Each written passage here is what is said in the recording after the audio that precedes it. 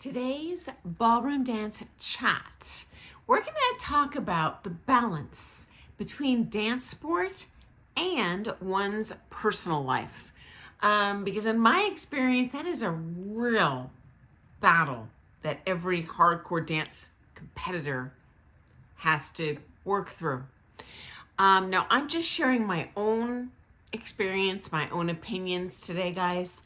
I would really appreciate hearing your own stories and where you're coming from on this.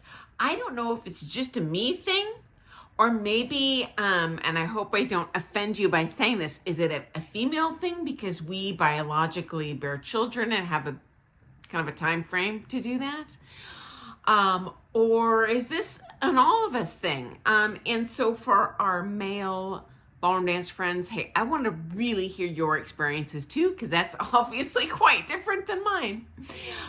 So anyway, as a young person, once I got sucked down that vortex of dance sport, meaning I was straight up, let's face it, addicted. You know, I was gunning for championship level. As soon as I got there, I'm gunning to compete on an international stage. Then you've got all those hurdles of turning pro. It is more than a full-time endeavor.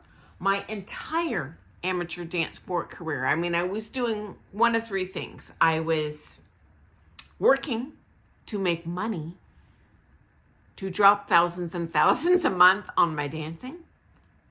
I was at the gym over an hour a day so I could be at my optimal fitness level on the comp floor.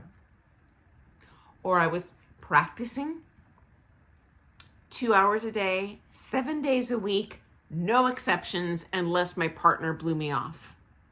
Or I was on the road competing and taking coaching. Either way, any way you look at it, there is no time to sustain a marriage, let alone raise children. I couldn't even date. No way. And as another competitor friend of mine at the championship level, just talking, for fun, at the hotel or whatever with our friends. I guess this is an Australian term, but he had observed, just like I had, that, you can't have a personal life. You can't have your cake and eat it too. If you're a hardcore competitor, you got to pick one or the other. And I said, Sonny, you can't be with anyone else, so I might as well shag my partner. And guys, it's pretty sad. I have seen that where people just settle because they really have no options. They have no time to invest to find that special human, and we all deserve that. And you know what? Spoiler alert, I did find my special human. We'll get to that in a second. So I was able to compete through that championship level, turn pro. But I'll tell you guys, there were times, honestly, I always loved dancing, but I was depressed. I mean, sometimes I would just, if I had 2 seconds alone in bed at night, I'm ashamed to admit it, but I'd have a good cry. Like, I always dreamed when I was a kid of growing up and getting married and having a family and, being with my spouse and, getting old together. And that ain't going to happen for me. And I made a deliberate choice to pursue the dancing and give 1,000% and sacrifice everything else. And as dancers, obviously, there's a few kind of balls we're juggling. We've got our dance sport career. You have your personal life, which I say includes your family, like your parents.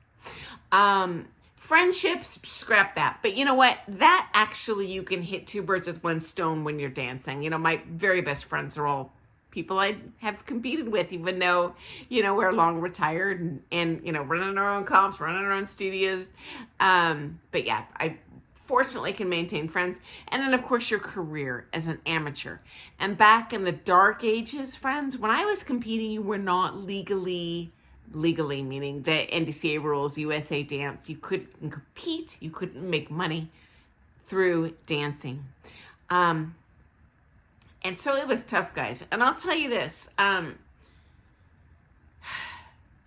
my own partner, he saw this. His goal was to get married and have children. And in my opinion, because he was a man, he had a benefit, which is there's statistically, at least in my little postage stamp of the world, a lot more women than men.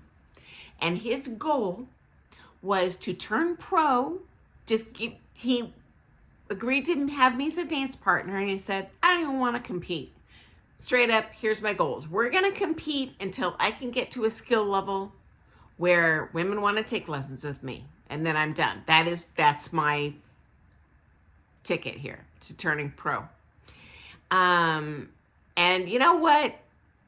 I am forever grateful to him that he did end up sticking with me through the championship level. Granted, he did it, kicking and screaming with me, dragging him the whole time. I did not want to turn pro, and I had, until you really get to the championship level, your partner options are limited.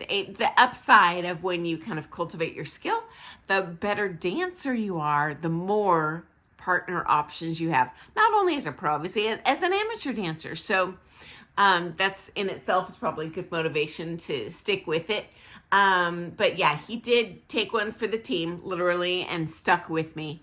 And you know what? The whole way, he did have women just throwing themselves at him. Can I take lessons? Can I take lessons? And at that time, they couldn't.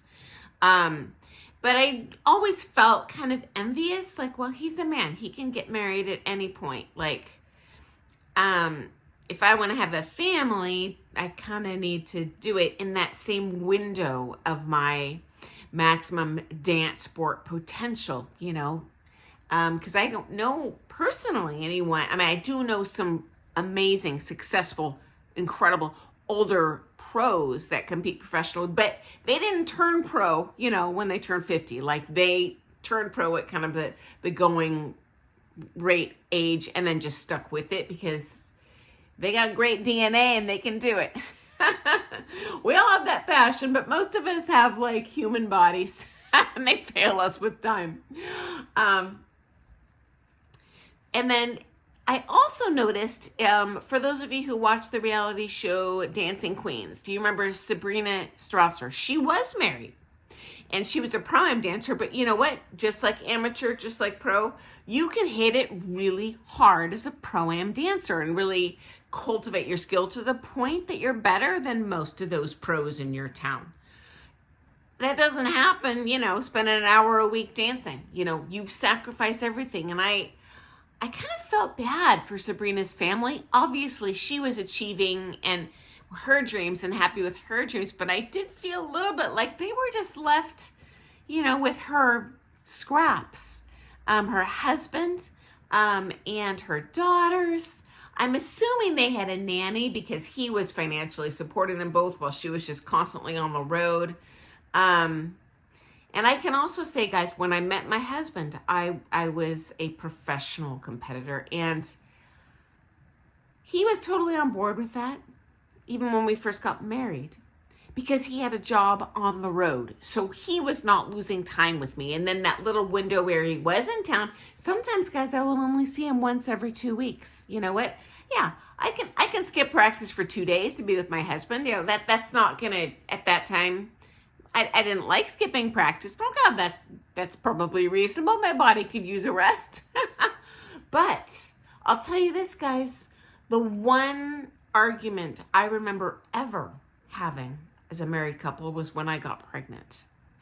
At that point, he changed gears. He got a job in town. He had been raised by a stay-at-home mom and a stay-at-home grandma in the same home. And really loved and thrived in that environment and wanted me to provide the same for our home. And at that point, I'm fighting tooth and nail. I want to compete. I want to, I don't want to close my studio. We weren't yelling or anything, but we just had, we were just on the same page with everything. So this was a tough one. And I think in any career, especially dance sport, it's not one that you can just kind of do if you want to be a champion. And it's sad that you have to trade one thing for the other. I can safely say this, those guys, we did compromise. And for a long time, I ran the studio. I did retire from competition, so I was not on the road all the time. I was not practicing 2 hours a day. I had dinner on the table every night at 5. I was there 100% of the time with my daughter. I brought her to the studio with me every single time I left the house. She did not leave my side. And that I was really blessed to be in that position. Unfortunately, a lot of dancers don't own their own studio. I was able to have a full playpen. I had a room that was just hers, chock full of toys. A lot of people don't have that option. So, I'm very lucky it turned out the way I did. And every day I wake up and I'm just so grateful I got to kind of have it all.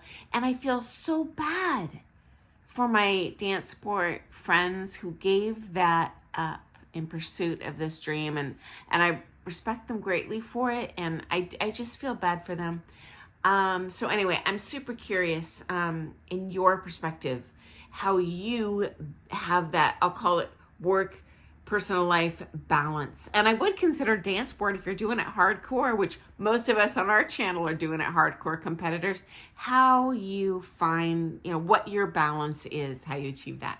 So thanks for joining me today. I wish you nothing but harmony in your work, life, dance, joyful balance. And I look forward to seeing you first thing tomorrow morning for some more Things Ballroom Dance. Guys, have an awesome day.